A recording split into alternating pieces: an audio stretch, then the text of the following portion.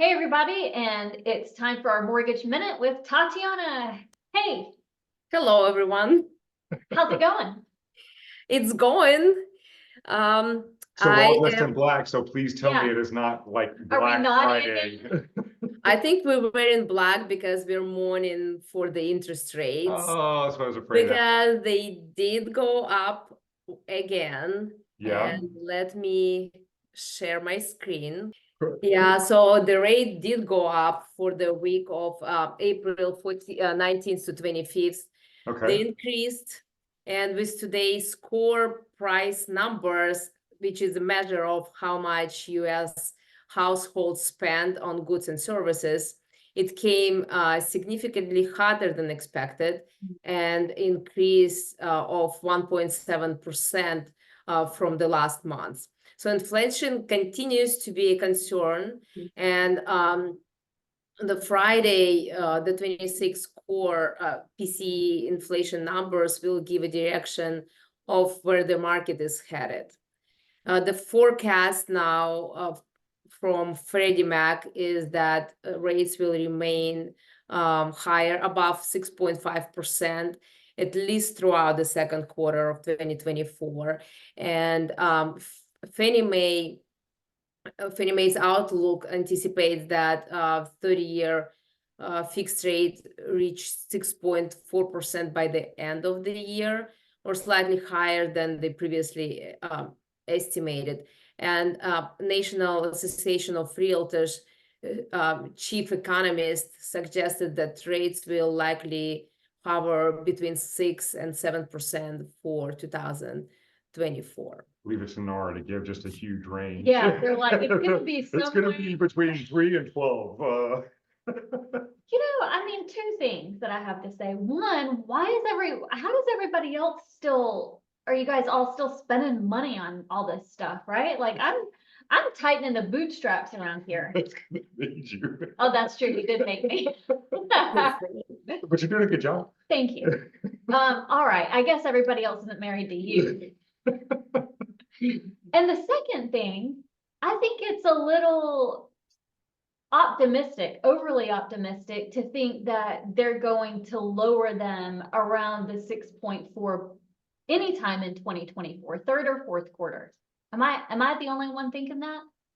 The further we get into the year, it seems like they just keep kicking the can and potentially lowering it down the road. Yeah, I think they're just saying, yeah, we're gonna do it, just not this quarter, just to make everybody not be like the crazy lady in the booth,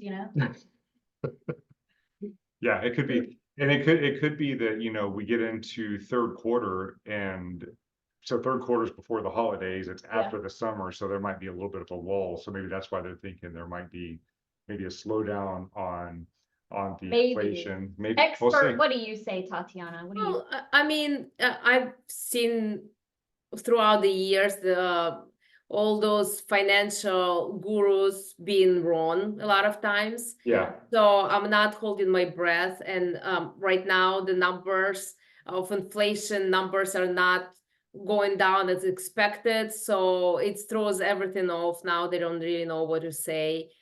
But they need to say something. So it's my 2 cents. I think he does that a lot. He like needs to say something, so he just like. Well, I'll tell you another thing that's not going down: house prices. That's a very good point. Yeah. So. And with that in mind, are we finished talking about this dismal rate topic?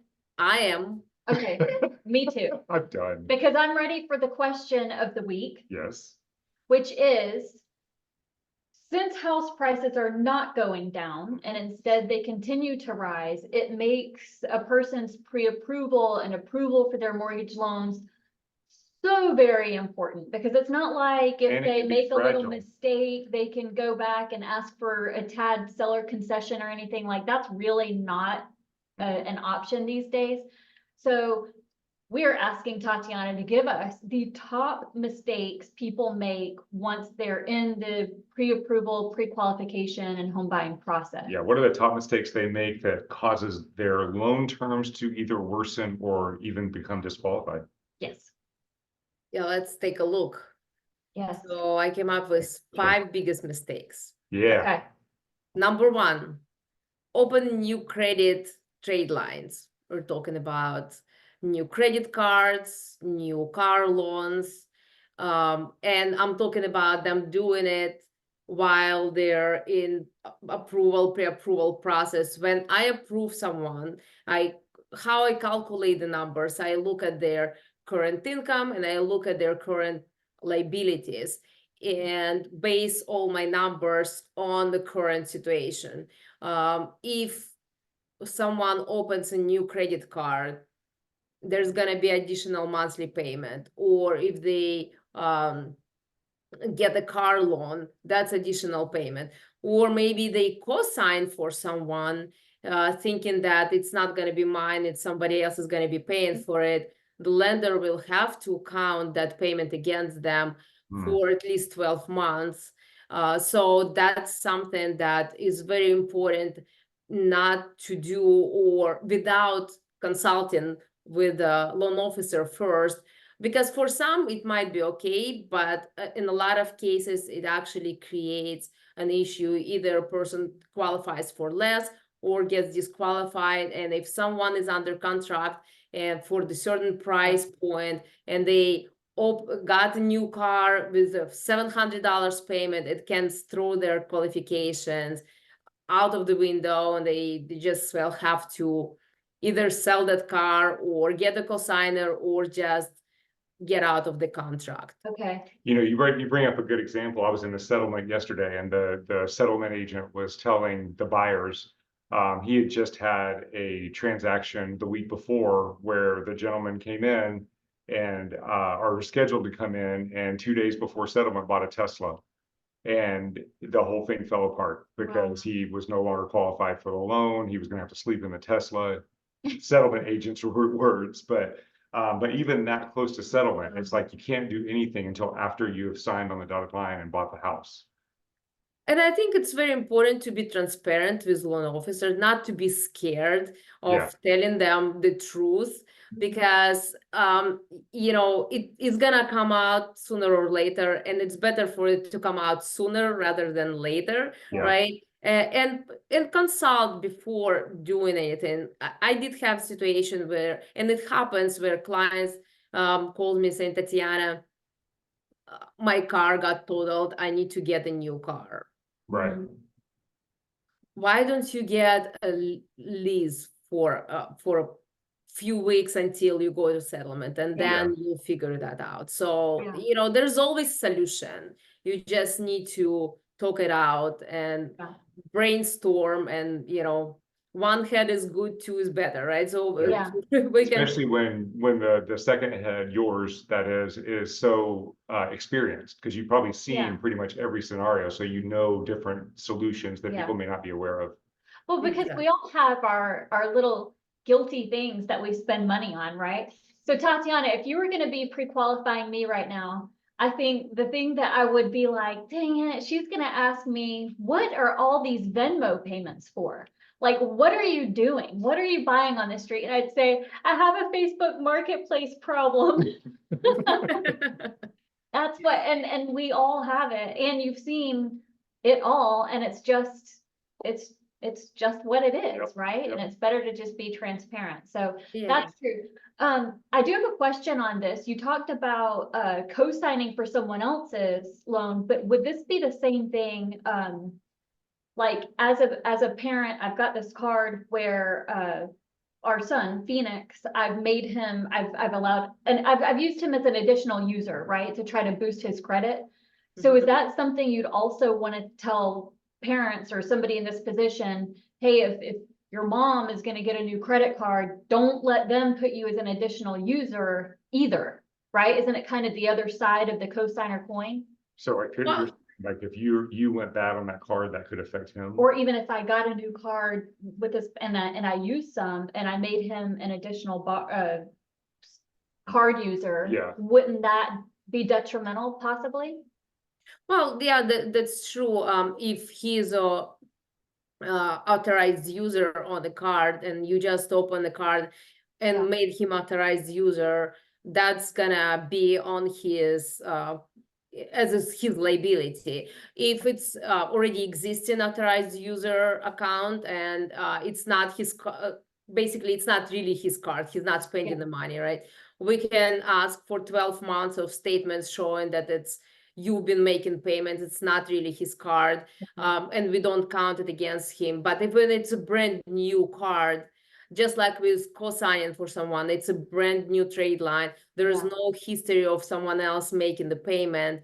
We have to count it against that person. But Okay. when someone is authorized user, it's easier to take them off that card than if they co-sign on a loan, car loan or student loan, whatever that is.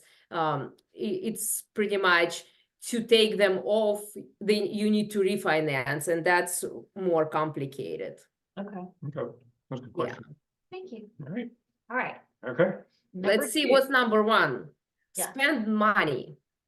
And that's, we're talking about spending the assets that you have in your account, cash money, or actually spending money on a credit card, buying new furniture at Memorial Day weekend. We're gonna settle after the Memorial Day. It's a great sale. Let me buy this couch and dining set and spend $15,000 on whatever. And when we pull credit, we pull it once, but we do soft monitoring. We check, we get notifications if balance is increased on existing cards. And if it's existing credit card with zero balance, but now we see that there's $15,000 balance on it, that's additional liabilities. That's going back to the number one bullet point, but also spending money, whatever assets you had,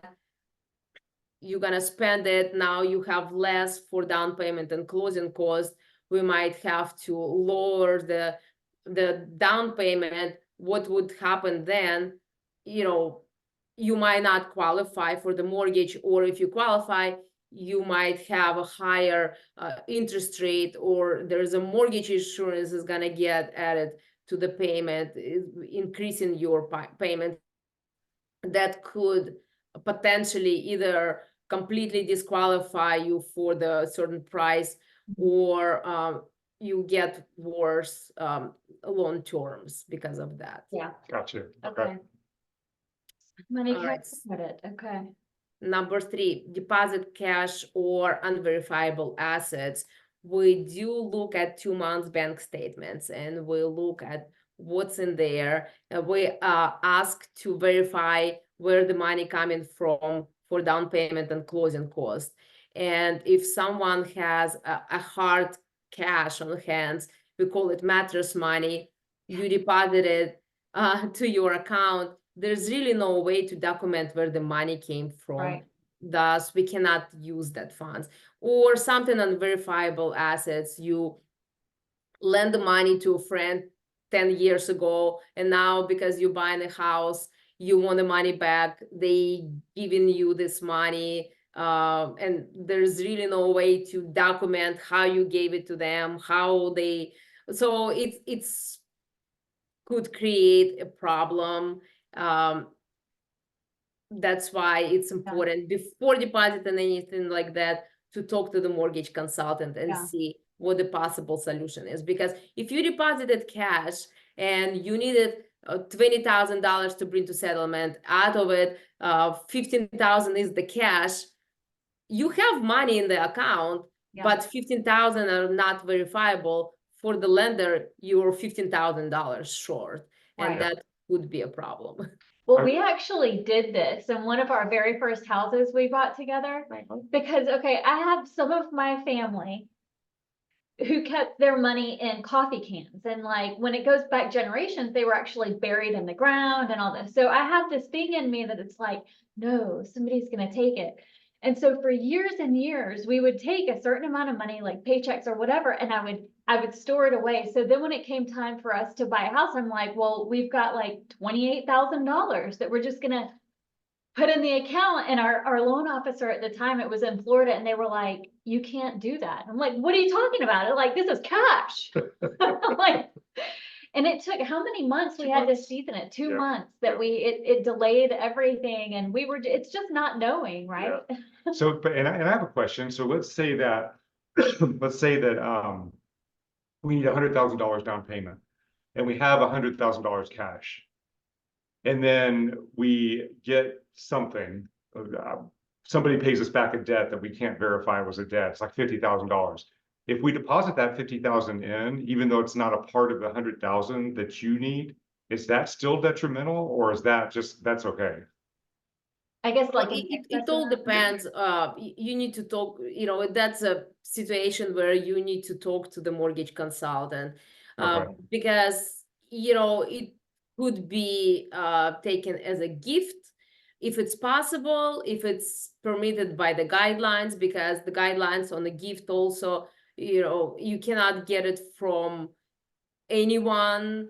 It all depends on the program, and there's so many little nuances that it's impossible for buyers to know, of course, Yeah. but Yeah. lenders do know. That's why they would just need to run it by someone before they deposit the money. Yeah. Okay, even if it's not part of the cash that's needed to close, like that money is there, it hasn't been touched. It's in addition to that money. It's just a I think large it's deposit. Always just tell your loaner. Always just tell Yeah, them. because it's a large deposit and it needs to be explained and Yeah. documented. All right, it's going back in the sock drawer. If you have $50,000, I'm gonna start shopping on Facebook Marketplace again. In my sock drawer. All right, let's get to number 4. Number 4, when someone is stop working or works less. Whew. Oh, that's a tough one. So if you stop working and your income is 0, how much do you qualify for? You qualify for 0. Right. So it's a super simple math. And that's when we qualify a person, we look at their income, and that's what we use as a base for qualifications, how much person qualifies for. When they stop working there, it's a past tense, right? So we cannot use that income anymore. Yeah. Working less is super important as well. I think one thing that people don't realize is how banks look at income in general, how we calculate the income. If someone is on a base salary, it's always a set amount. It's easy, right? So you make 100,000 a year, that is your income. If Right. you work hourly, Mhm. hourly and base are two different things. Hourly, you might work 40 hours this week, 20 hours next week, Yeah. 45 week after. So for us to calculate the income correctly, we're not gonna go just by default by higher number of hours. We're going to look at least 12 months of pay, and we average it over 12 months. With some programs, we even need to average over 24 months. Mhm. So and then we also look at how the income is actually, what's the trajectory of it? Is it increasing income, or it's stable, or it's declining income? So declining income is also a big part of analysis of the income. Yeah. If someone worked 40 hours and now they work in 30 hours and the numbers are going down, it's declining income. Not only if we use that income, it's going to be less, but sometimes when it's a very steep decline, we won't be able to use that income at all, making it 0 qualifications, right? So Yeah. when some people work, maybe they're on a set salary, but they also work overtime. Mhm. And we'll look at that overtime income separately from the base income. Okay. And we calculate it the same way as variable income. We average it over a certain period of time. So if someone gets pre-approved with overtime income, we count it for calculation of that ratio, that to income ratio, but then they stop working overtime, then we cannot use that overtime additional income at all. That could disqualify them potentially for that certain price range. Recently, there was a situation with a client that worked 2 jobs, and they didn't have history of working 2 jobs for a whole year, which we need to see if someone works 2 jobs for a whole year. On conventional financing, we can use both of those jobs incomes, right? So that person worked less than 1 year on one of the jobs and more than 1 year on another job. So, but that person start working less on that longer job and more on the newer job. So we had a problem using that longer job income. We had to use another one. So it was just like very complicated Right. situation. It was a happy ending. However, it could go south, Yeah. and it almost did. So, It but got dicey. yeah, we made it work. So, you Yeah. know, if you're thinking to, I'm tired of working this much, just talk to the loan officer first. Yeah. Is it going to impact me if I work less? Yeah. Or if I stop working at all? Maybe you're gonna change the jobs. It might be okay. You just need to talk about it. Yeah, yeah. Well, and the other thing I want to mention on that is we've had it happen where a client had the had the overtime income, like you mentioned, but then with buyers now, you know, they're having to go and see an offer on multiple properties, right? They're going through this process multiple times because it's such a tough market to actually get the contract.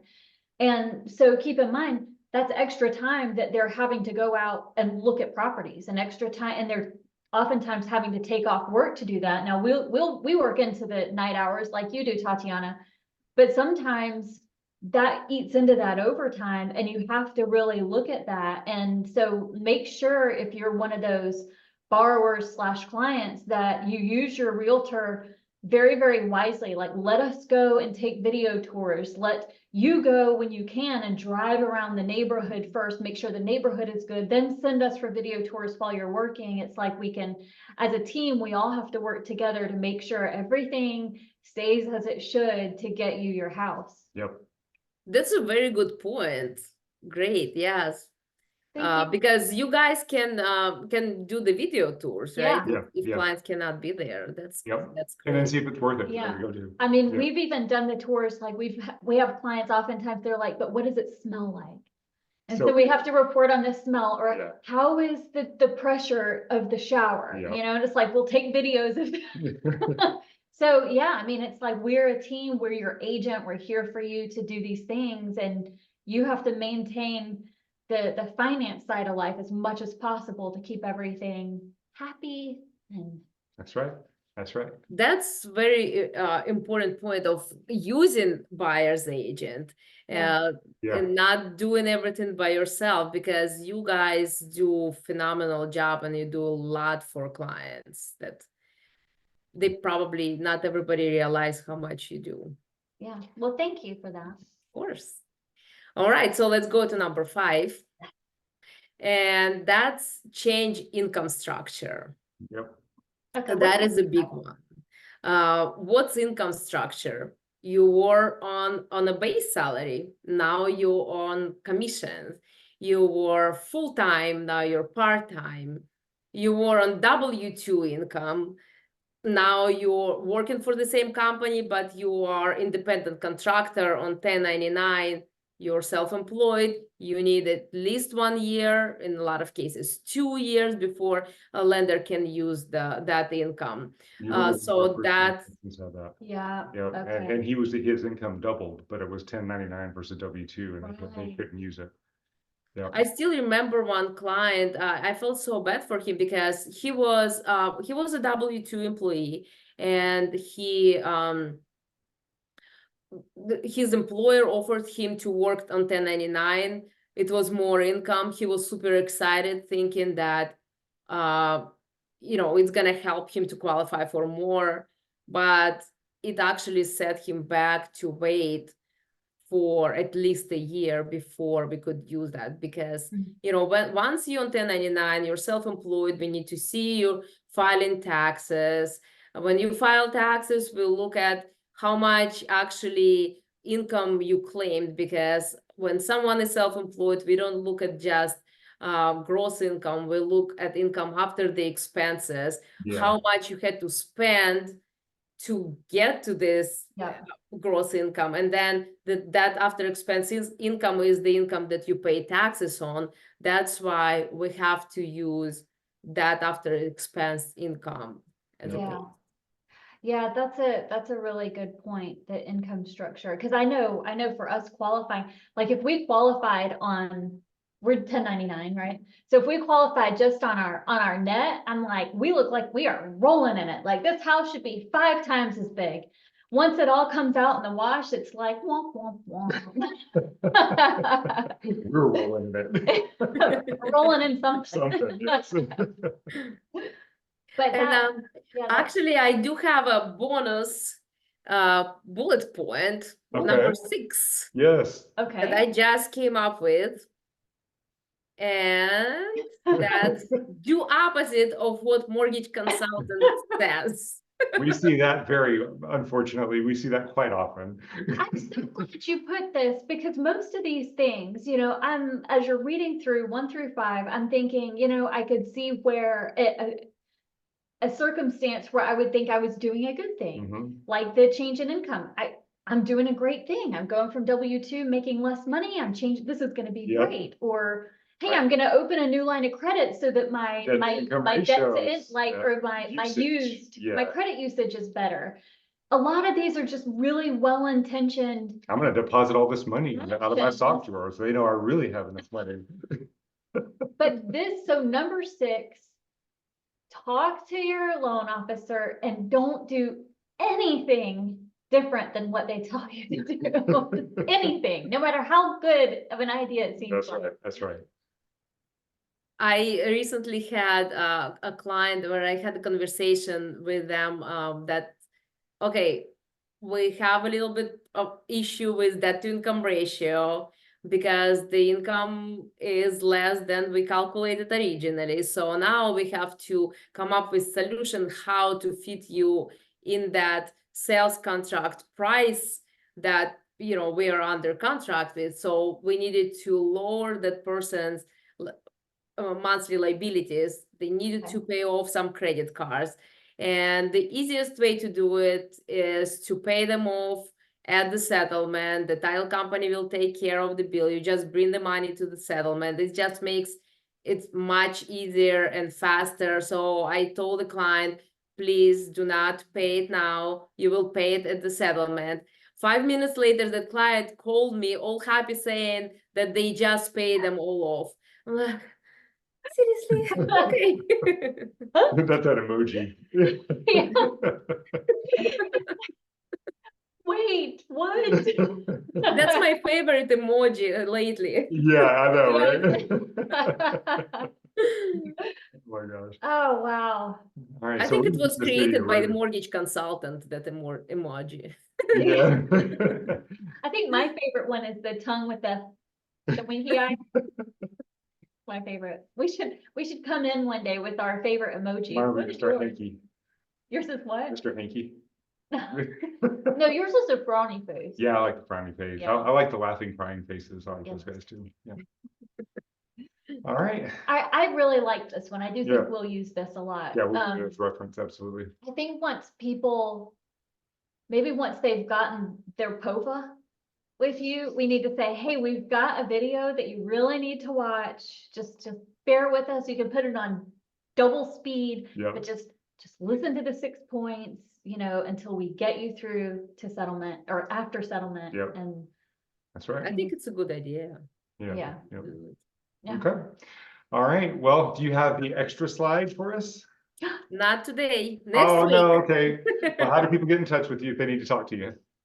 My number is 571-245-3000. All right. Yep. Anytime. We'll see you next week. We'll see you soon. Bye.